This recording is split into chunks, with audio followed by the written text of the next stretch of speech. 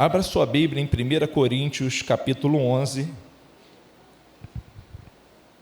A gente vai estar ministrando a palavra do Senhor e, ao mesmo tempo, fazendo já a preparação para a ceia do Senhor. 1 Coríntios, capítulo 11, a partir do versículo 23. 1 Coríntios, capítulo 11, a partir do versículo 23, diz assim a palavra do Senhor.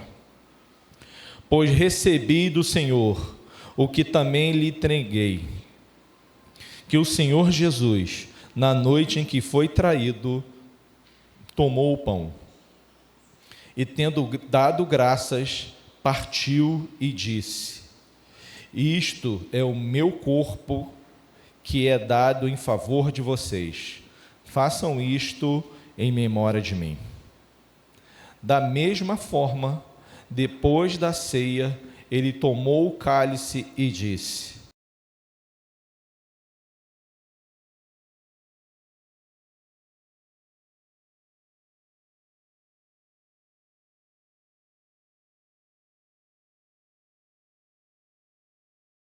deste pão e beberem desse cálice, vocês, Senhor, até que ele venha. Portanto, todo aquele que comer o pão ou beber o cálice do Senhor indignamente será culpado de pecar contra o corpo e o sangue do Senhor. Examine-se o homem a si mesmo, e então coma do pão e beba do cálice. Pois quem come e bebe sem discernir o corpo do Senhor, come e bebe para a sua própria condenação. Por isso há entre vocês muitos fracos e doentes, e vários que já dormiram. Mas se nós nos examinarmos a nós mesmos, não receberíamos juízo. Vou orar e vamos conversar um pouquinho sobre esses versículos. Senhor, nós chegamos aqui nesta manhã, tendo a certeza que o Senhor tem cuidado de nós. Nós chegamos aqui na sua manhã, porque assim aprove a sua vontade. Obrigado, Senhor, por essa chuva que caiu nesta manhã, regando a terra, fazendo com que os pássaros e as plantas fossem revigorados. Pai, como o Senhor é bom, como que o Senhor cuida de todos os aspectos da nossa vida. Como o Senhor tem cuidado de nós, como o Senhor percebe, Senhor, o que está nos faltando e nos ajuda a compreender e nos ajuda a entender o que nós precisamos fazer. Senhor, nos oriente, o Senhor nos capacite, molda, Senhor, em nós um caráter vindo da Tua parte, que eu e meus irmãos possamos estar dispostos a ouvir a Tua palavra nesta manhã e deixar que ela encontre um lugar no coração e na nossa mente, para que o Espírito Santo possa falar conosco. Em nome de Jesus. Amém. Nós vemos o Paulo falando sobre a igreja, escrevendo essa carta para a igreja de Corinto. Se a gente ler um pouquinho mais acima, a gente vai estar falando ali da festa, a festa ágape, que eu não li, mas vale, acho que a pena passar. Não era assim, quando a proposta era se reunir, não era um cálice pequenininho e nem um pedacinho de pão. Era festa. Imaginemos que você e eu, cada um trouxesse um prato de comida e a gente ia fazer um baita de um piquenique, um baita de uma festa. Assim era a Santa Ceia ou a Ceia do Senhor na época de Corinto. Só que isso gerou alguns problemas que depois vale a pena a gente falar numa outra oportunidade, mas aí passou a ter acepção de pessoas. Então eu era rico, trazia minha própria comida, aí na hora eu saía correndo para comer a minha comida. É minha, é minha, é minha. Por quê? A festa ágape, a festa do amor, tinha uma intenção de abençoar aqueles que eram mais pobres, aqueles que não tinham comida. Mas aí eu trouxe o meu filé, né? Grosso, de 2 dedos, com aquele tempero maravilhoso, somente sal grosso. Aí que vinha, eu saía correndo para comer o meu. Eu não compartilhava com as pessoas. E a intenção dessa festa era exatamente a outra. Por isso que acabou se perdendo isso. Porque um ia trazer a maionese, outro ia trazer a macarronese, aí, eu não gosto, eu prefiro farofa, aí o outro, eu quero ser mais chique, vou levar farofa com ovo, e todas essas bobagens que o ser humano é capaz de fazer. E era feito assim. Então, isso acabou se perdendo e deixou de fazer, porque a função primária, quando isso foi instituído, é abençoar os necessitados. Então, é um momento que eu, que tenho posse, que eu tenho condições de comprar mais comida, poder compartilhar com aquele que não tinha condições de comprar comida. Era aquele momento que a igreja se reunia. Então, lembra dos apóstolos? Todo mundo entregava e os apóstolos dividiam o dinheiro, era aquele esquema que tinha no início, lá na igreja de Atos. A intenção era essa. A intenção era ser abençoador. Tudo que a gente for fazer na igreja tinha que espelhar ou tinha que ter isso, sermos abençoadores. Mas aí, como a vaidade do ser humano é algo latente nele, não, eu não quero comer aquele frango não, daquela irmã não. Acho que ela não trouxe nem temperado. Eu vou deixar de comer minha carne. Você sabe, Luciano, quando está o quilo do contrafilé? Não, vou comer o meu. E era assim, e vinde a gente compartilhar com alegria, isso acabou gerando problema. Então, isso acabou deixando de fazer.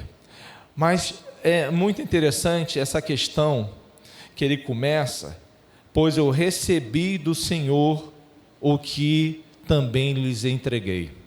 Então, não há a intenção de Paulo inventar nada. Não foi Paulo que inventou a ceia do Senhor. Ele está deixando claro aqui que essa ordenança, que essa prática foi dada pelo Senhor Jesus a ele. Olha, Paulo, escreve isso. Então, o que eu recebi do Senhor, eu estou entregando a vocês. Aí começa a fazer um relato. Aquela pior noite, a noite mais escura, quando Jesus foi traído por Judas Iscariotes, lembram? A última ceia. A ceia estava sendo feita na época da ceia judaica. Não havia distinção. Então, era uma prática dos judeus. Jesus se reuniu para a ceia e naquela noite Judas Iscariote vendeu Jesus por 30 moedas de prata. E foi exatamente nessa noite. Jesus já tinha passado pelo Getsemane, Jesus já estava sofrendo, porque ele sabia o que ia acontecer com ele poucas horas depois. E ele pegou o pão, e quando ele pegou o pão e deu graças e o partiu, e falou que esse é meu corpo, que é dado por vós, fazer isso em memória de mim, ele está fazendo uma referência a 700 anos na profecia de Isaías. Olha, vai vir um que vai se entregar e ele vai receber sobre si todas as nossas enfermidades, todos os nossos problemas, todo o nosso castigo, aquilo que nos traz a paz, passou a ficar sobre ele. Então, quando a gente se depara com a ceia do Senhor, nós temos 2 momentos. O momento da morte, que nos leva ao passado. E esse passado, esse momento tem que levar a mim e a você a fazermos uma reflexão de que, caramba, eu mesmo não sendo merecedor, ele morreu por mim. Mesmo eu sendo pecador, ele morreu por mim. mesmo eu sendo essa pessoa complicada, com todas as minhas mazelas, com todos os meus problemas, Ele morreu por mim. E Ele sabia que isso ia acontecer. E Ele que se entregou. Lembra no diálogo? Não é você que toma minha vida. Quem é você, Pôncio Pilatos, para achar que você tem poder sobre mim? Eu entrego a minha vida voluntariamente. E por que Jesus disse? Porque antes da fundação do mundo, na reunião da Trindade Santa, já estava no coração do Pai de entregar o seu Filho unigênito por mim e por você. Essas coisas todas têm que permear nossa mente antes da gente participar da ceia, a gente entender o significado dela, a gente entender por que a gente faz isso. Não é simplesmente, eu tenho que fazer, porque todo mundo faz. É mais do que isso. É algo gerado no coração do Pai, instituído por Jesus, porque Paulo fala aqui o que ele recebeu de Jesus. Jesus mandou fazer isso. Não saiu da cabeça do Paulo, não, vou fazer algo para servir para você. Não é isso. Foi Jesus que instituiu isso. Para quê? Para que eu e você nos lembrássemos sempre desse sacrifício e valorizássemos o que Ele fez. E é porque é visual. Visual é mais fácil, não é?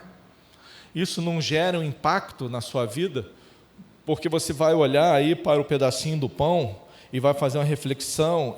Não é que isso aqui se transforma, não é isso. A substanciação, substanciação, toda essa instanciação. Não é. Isso aqui não vai se transformar em Jesus, como tem a Igreja Católica diz que transforma. Não é isso. Mas isso te leva a mim e a você a uma reflexão que, caramba, Jesus morreu por mim.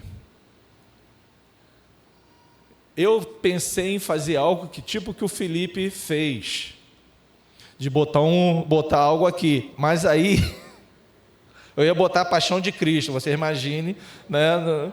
Ia ser forte demais. Eu falei assim, eu não ia conseguir fazer e Valéria não ia autorizar, né? Porque aquele filme é a tentativa mais próxima de representação daquilo que aconteceu com o nosso Senhor.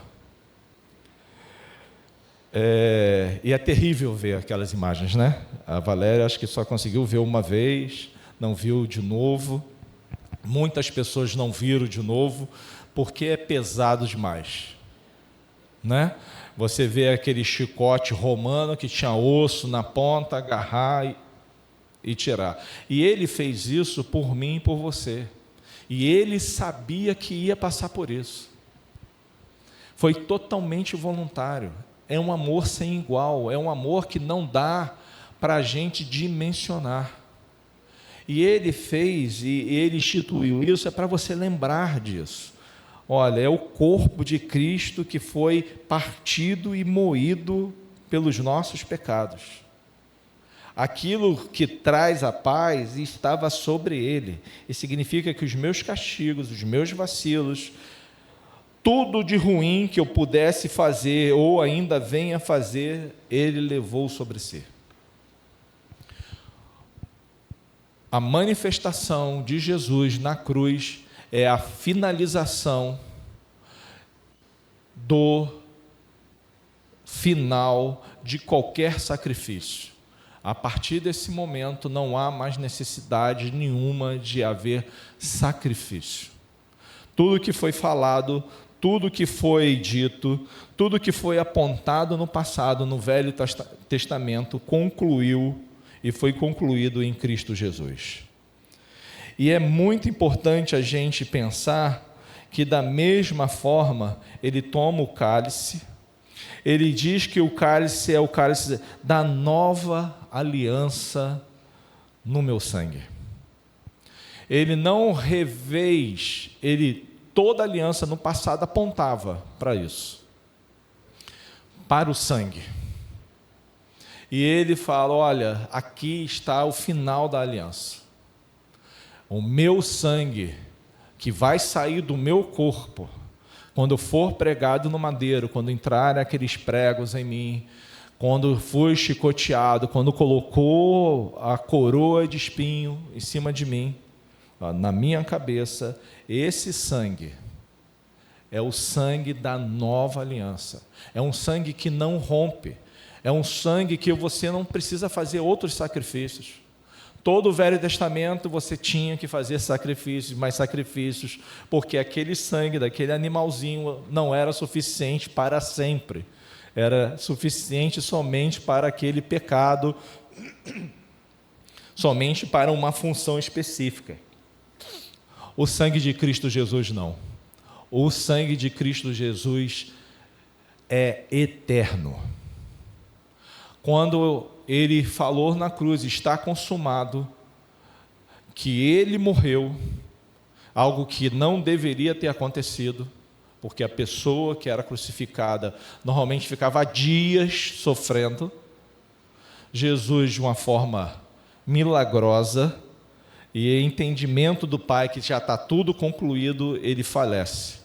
Enfia uma lança do lado direito dele e sai água e sai sangue. E o nosso Rei, o Senhor dos Senhores, recebe então todo o poder no céu e na terra e embaixo da terra. A partir desse momento, ele já se transforma naquele que aparece em Apocalipse, onde todo joelho se dobrará diante dele. E a ceia do Senhor, que nos remete ao passado, também faz uma alusão para o futuro, que vocês devem comer em memória de mim. Anunciam a morte do Senhor até que ele venha. Aí já é o futuro. Então a gente olha para o passado, faz uma reflexão do passado, do que Jesus fez por mim, por você, mas a ceia do Senhor tem que gerar em mim e você esperança no porvir. Ele vai voltar para buscar a sua igreja. Um dia eu e você, se morrermos, nós seremos ressuscitados primeiro. Se não morrermos, quando Jesus descer em glória, você e eu seremos transformados e iremos nos encontrar com eles na nuvem para reinar para sempre. Isso tem que permear a sua mente sempre no momento de crise. Eu todo momento de crise estou. No mundo jaz no maligno já. Tem muita tribulação, tem. Mas um dia ele virá com poder e glória.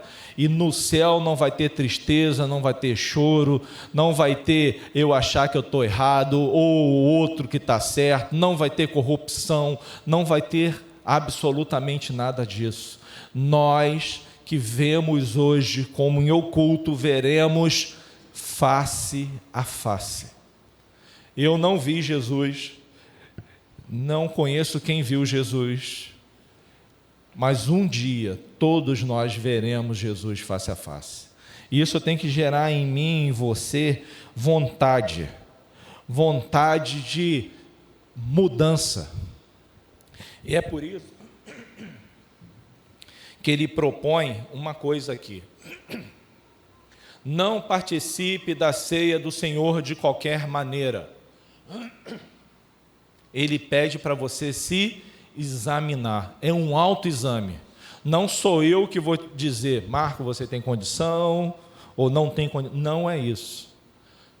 Jesus sabe que você tem a capacidade suficiente, através do Espírito Santo que habita dentro de você buscar o seu diagnóstico e saber se você pode ou não pode participar da ceia do Senhor.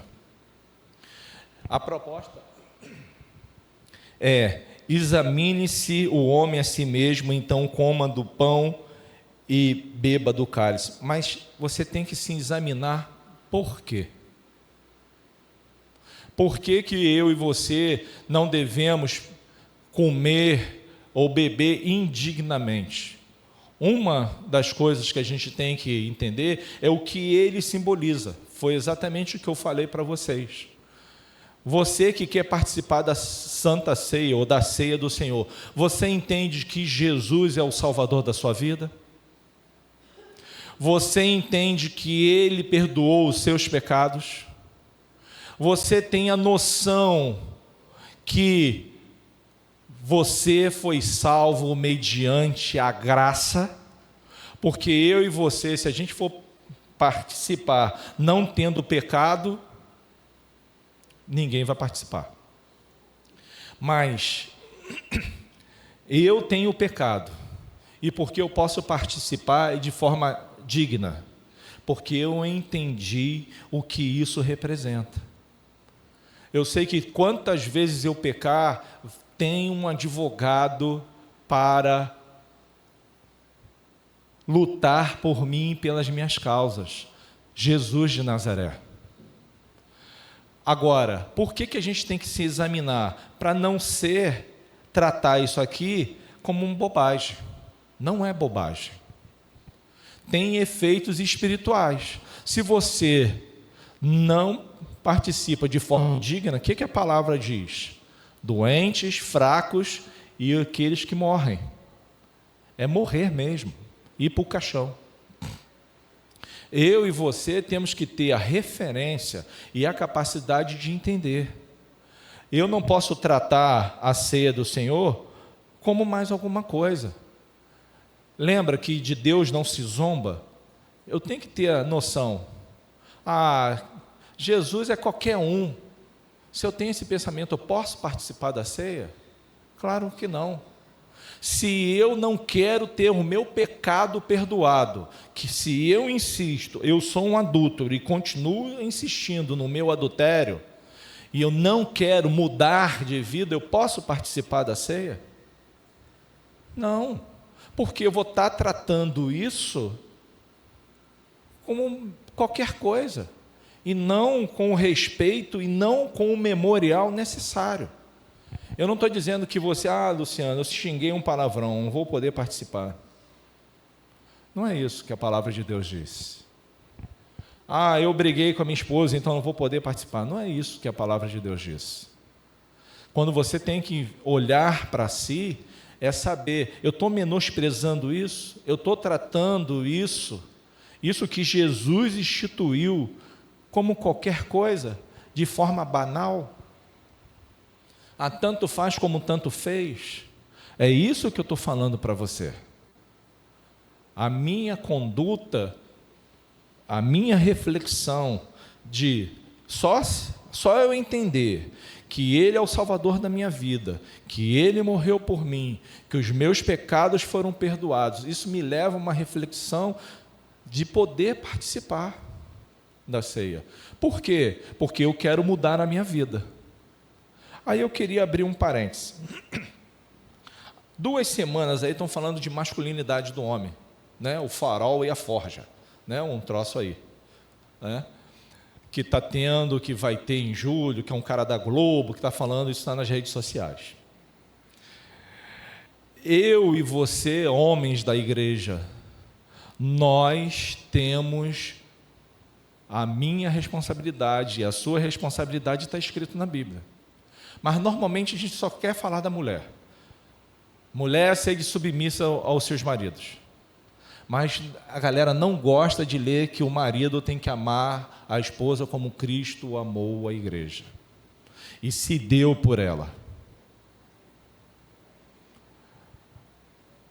Pessoas estão tentando ensinar o que é masculinidade, porque perdeu a masculinidade, que não tem mais masculinidade, uma porção de coisas que está rolando. Nós temos o padrão de masculinidade, Jesus de Nazaré. Esse é o padrão de masculinidade do homem da casa de Deus. E qual é o padrão de masculinidade de Jesus? Mansidão. Quando teve fome, ele multiplicou os pães e os peixes. Quando não tinha mais o que fazer, ele fazia milagre. Esse é o padrão de masculinidade minha e sua. Eu tenho que amar a minha esposa como Cristo amou a igreja e se entregou por ela. O que é mais fácil, ser submisso ou amar a Deus como Cristo amou a igreja? E olha que a mulher tem muito mais capacidade do que a gente. A minha esposa como Cristo amou a igreja. Como não amar a minha esposa como Cristo amou a igreja? Você está fazendo isso?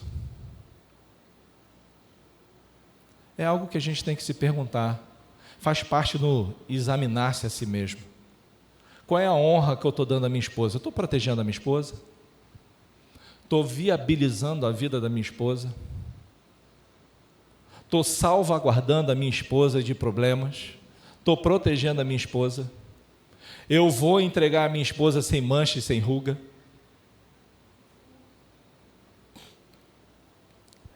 Essas coisas a gente não pode perder de vista, querido. Aí os homens. Eu sei que abri e só falei para os homens. É algo que depois a gente vai conversar mais um pouquinho na nossa reunião de homens. Ser homem nos nossos dias, que a minha geração é ser grosso, ser mal educado, o homem não chora, não é isso? Tem tudo isso envolvido. A pergunta é: Jesus chorou? Jesus amava as crianças? Nosso padrão de masculinidade é Jesus de Nazaré. Então eu sei que tem esses cursos que querem ensinar a gente a ser homem, ou a voltar a ser homem, porque a gente está deixando de ser homem. Eu sei que está tendo essas confusões todas, mas cristão tem isso como padrão. Efésios. Então fecha o parênteses. Examine-se a si mesmo. Veja o que está de errado dentro de você.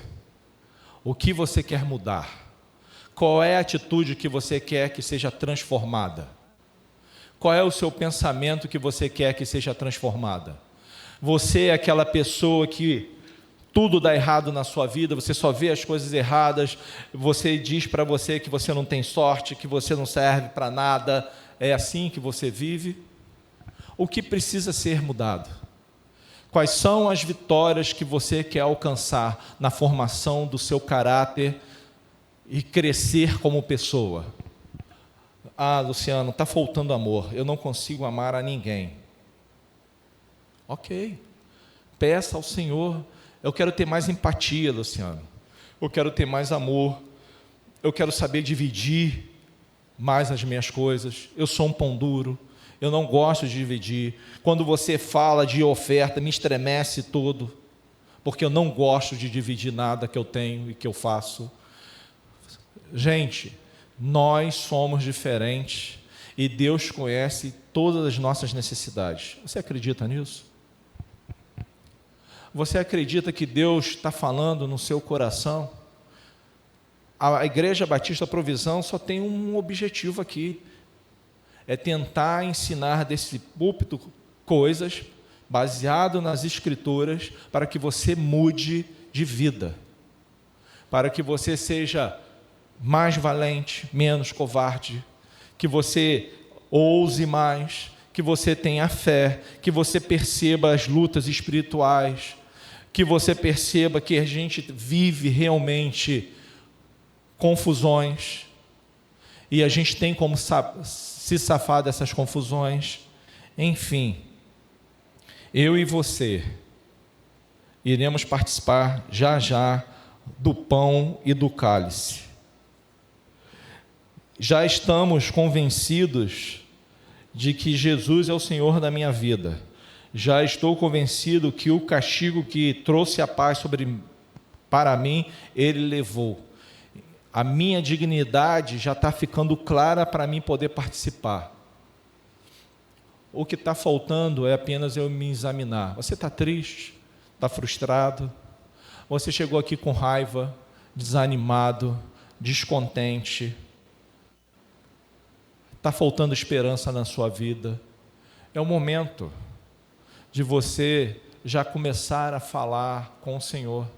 Estamos unidos num lugar e a gente está aqui exatamente porque é neste lugar, na comunhão dos santos, que a gente tem tentado melhorar a nossa vida. A gente tem tentado melhorar a nossa visão. A gente tem tentado aperfeiçoar aquilo que Deus me deu e aquilo que Deus te deu. Ah, Senhor, eu não me sinto capacitado para nada, eu preciso da sua ajuda. São coisas que vale a pena serem ditas nesse momento. Faça a reflexão necessária. O que está faltando para você? Você está contente? Você ganhou, teve uma vitória essa semana? Você está vendo Deus falar com você através do ministério que você vai exercer ou está exercendo na igreja? Quantas coisas boas estão para acontecer aqui na Igreja Batista Provisão? Quantas novidades nós teremos porque Deus tem cuidado de nós. Se a gente vigiar, a gente não vai ficar doente, vai ter menos gente doente. Se a gente vigiar, a gente vai se unir para rogar ao Senhor por cura, por libertação, por restauração. Nós veremos milagres acontecer mais na nossa vida e na nossa comunidade. Eu não estou falando de algo extraordinário, eu não estou falando de um mudo falar, ou de um surdo ouvir, ou de um cadeirante.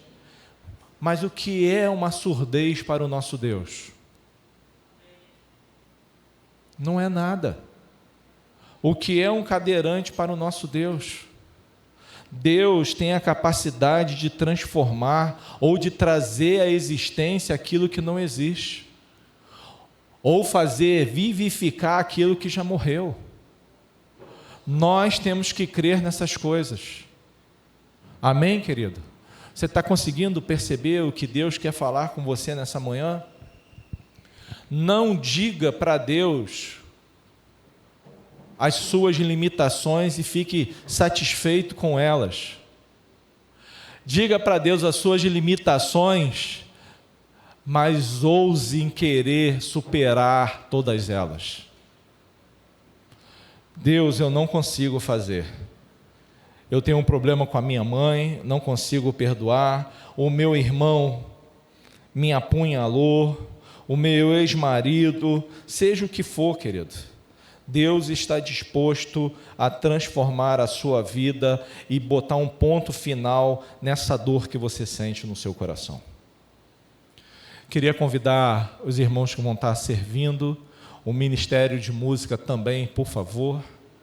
Nós iremos para a Santa Ceia, sabendo que Deus está falando conosco nesta manhã, pedindo e entendendo nesta manhã que Deus é misericordioso, amém? Deus é perdoador, amém? Deus transforma as nossas vidas, amém? Deus é capaz de fazer o impossível, amém? Deus pode fazer coisas extraordinárias. Quando a igreja se une em oração, Deus pode fazer coisas extraordinárias. Eu vou estar orando. A mãe do Edilson precisa de um socorro nosso com relação à oração. Amém, queridos? 84 anos. Pneumonia é muito sério na idade dela. Mas o medicamento pode fazer efeito de forma extraordinária. Amém? Pode ou não pode? O oxigênio que ela está respirando pode fazer com que os alvéolos, a parte pulmonar dela seja refeita? Pode ou não pode? Nós cremos que Deus pode enviar um anjo lá agora no hospital e curá-la. Cremos nisso? Isso é importante. É isso que a gente tem que fomentar no nosso coração. Eu vou orar apresentando os elementos, também vou orar pela mãe do Edilson. Se você puder ficar de pé, por favor. Depois você não fecha os seus olhos. Você vai receber o pão e o vinho. não coma logo. Vamos fazer todo mundo junto. Amém? Feche seus olhos. Senhor, eu quero lhe pedir primeiramente pela nossa irmã Evanir. Ela está ali naquele hospital, está estável, mas eu acredito em nome de Jesus, e os meus irmãos concordam comigo aqui, e nós iremos ligar a irmã Veni no céu, iremos ligar cura, iremos ligar saúde, iremos ligar recuperação. Que a tua mão e a tua graça seja estendida ali naquele hospital, e que ela se recupere rapidamente, para que ela saia daquele hospital com alta e possa estar novamente aqui conosco.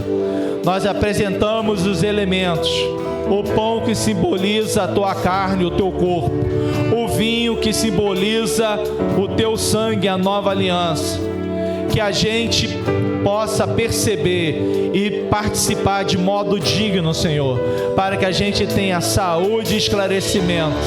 Perdoa os nossos pecados, dá-nos a tua bênção, em nome de Jesus. Amém. Nós vamos distribuir, permaneça com os seus olhos abertos. Vamos louvar ao Senhor.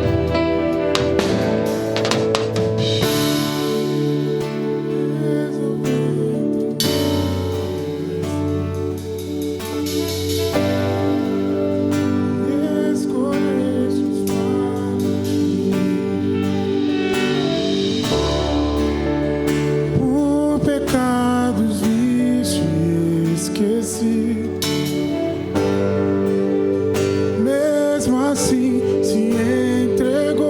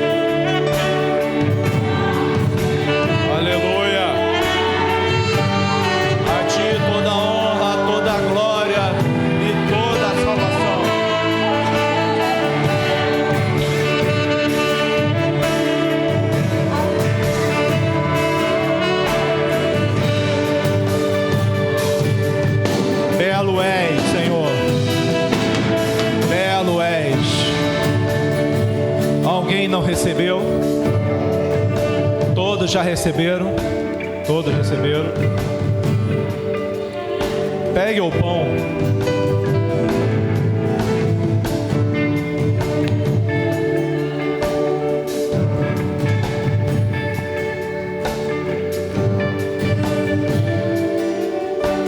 Como nós lemos, naquela terrível noite, na noite que ele foi traído, ele tomou o pão, ele deu graças e ele abençoou, para que eu e você tivéssemos a salvação. Amém? Participemos todos juntos. Agora, por favor.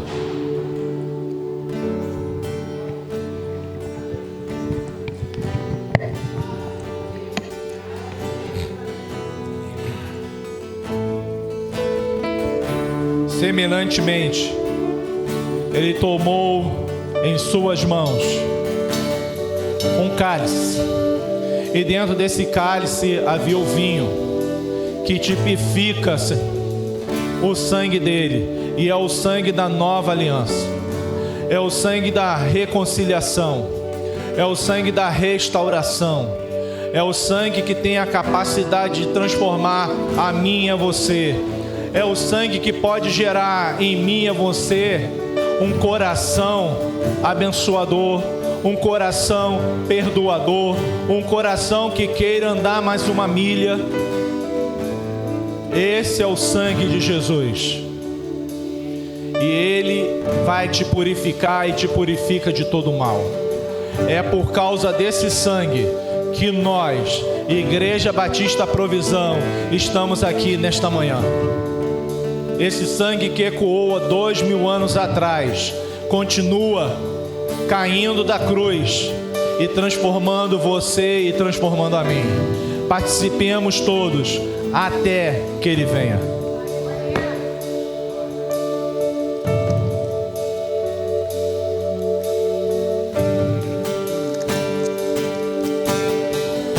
E após cear, louvar ao Senhor. E é isso que nós vamos fazer.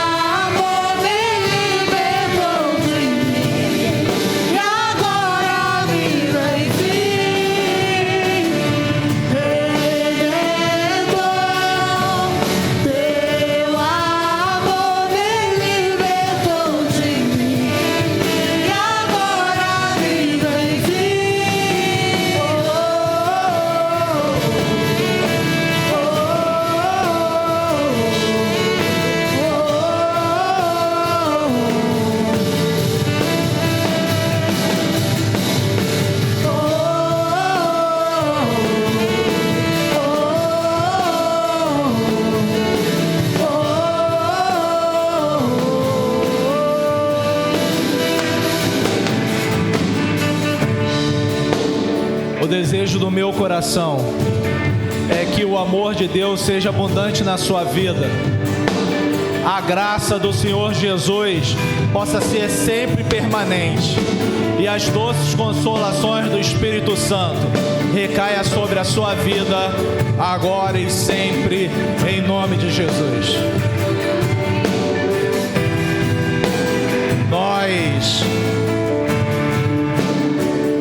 Eu quero dar a opção de escolha para você. Se você não é membro da nossa igreja e quiser ir embora, pode ir. Mas eu acho que você poderia ficar e participar conosco. Vai ser rápido. É a eleição da nova diretoria da igreja. Então, não saia correndo, não vá embora. Eu queria chamar o nosso pastor Carlos Alberto. Ele vai estar na direção e da presidência dessa assembleia.